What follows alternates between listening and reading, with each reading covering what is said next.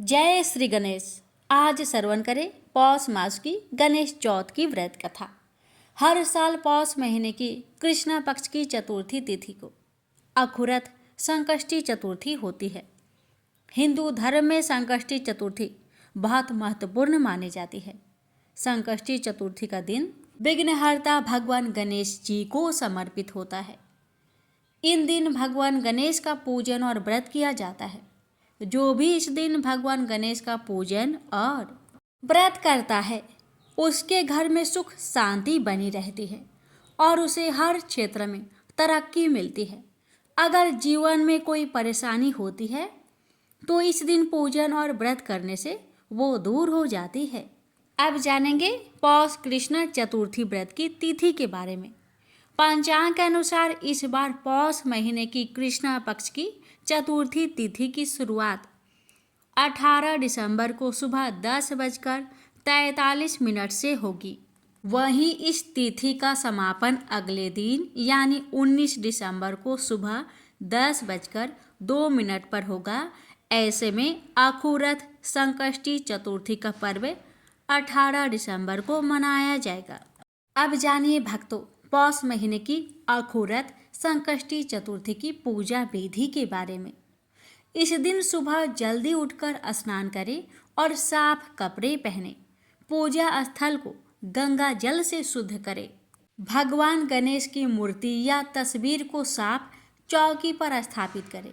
मूर्ति को कुमकुम रोली और चंदन से सजाएं और फूलों की माला पहनाएं। भगवान गणेश को जल चढ़ाएं। भगवान गणेश को द्रुबा, अक्षत, जनेऊ, पान, चावल, नारियल, मेवे, मिष्ठान, मोदक, कुमकुम आदि चढ़ाए। भगवान गणेश को घी का दीपक और धूप जलाए। भगवान गणेश के मंत्र का जाप करें और आरती करें। व्रत के भोजन में सेंधा नमक का इस्तेमाल करें। शाम को चंद्रमा के निकलने पर उन्हें अर्घ्य दें। अब सुनिए पौष मास की गणेश चौथ की व्रत कथा। प्रेम से बोलिए गौरी पुत्र गणेश भगवान की जय। पार्वती जी ने पूछा कि हे पुत्र गणेश, अब यह बताओ कि पौष महीने की चतुर्थी को कौन सा व्रत करना चाहिए। श्री गणेश जी ने कहा कि हे माँ, पौष की चतुर्थी को लंबोदर नामक गणेश का व्रत करना चाहिए। इस दिन निराहार रहे और केवल गोमूत्र पिए व खीर से हवन करे। पुरातन में त्रेता युग में रावण ने स्वर्ग के देवताओं को अपने बस में कर लिया। बाली नामक राजा को भी संध्या करते समय पीछे से पकड़ लिया। बाली ने अपने बल से रावण को अपनी काख में दबा लिया और किष्किंधा नामक अपनी नगरी में ले आया। वहां बाली ने अपने बलवान पुत्र अंगद को खेलने के लिए खिलौना के समान रावण को दे दिया। अंगद उसे खिलौना समझकर पशु की भांति उसके गले में रस्सी बांधकर खेलने लगा। कभी रावण को इधर उधर घुमाने लगा। रावण की इस दशा को देखकर किष्किंधा की प्रजा खूब हंसा करती थी। रावण ने इस दुख से छुटकारा पाने के लिए अपने पितामह पुलस्त्य का स्मरण किया। रावण की यह दशा देखकर पुलस्त्य ऋषि ने विचारा कि रावण की यह दशा क्यों हुई। उन्होंने मन ही मन सोचा, अभिमान हो जाने पर देव, मनुष्य व असुर सभी की यही गति होती है। पुलस्त्य ऋषि ने रावण से पूछा कि तुमने मुझे याद क्यों किया है।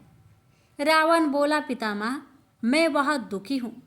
ये नगरवासी मुझे धिक्कारते हैं और अब आप ही मेरी रक्षा करें। रावण की बात सुनकर पुलस्त्य जी बोले, रावण, तुम डरो नहीं, तुम इस बंधन से जल्द ही मुक्त हो जाओगे। तुम विघ्न विनाशक श्री गणेश जी का व्रत करो। पूर्व काल में वृत्रासुर की हत्या से छुटकारा पाने के लिए इंद्रदेव ने भी इस व्रत को किया था। इसलिए तुम भी विघ्न विनाशक श्री गणेश जी की इस व्रत को अवश्य करो। तब पिता की आज्ञा अनुसार रावण ने भक्ति पूर्वक इस व्रत को किया और बंधन रहित हो अपने राज्य को पुनः प्राप्त किया। मान्यता अनुसार जो भी श्री गणेश भक्त पौष मास की संकष्टी चतुर्थी पर इस व्रत को श्रद्धापूर्वक करते हैं उन्हें सफलता अवश्य ही प्राप्त होती है। प्रेम से बोलिए गणेश भगवान की जय।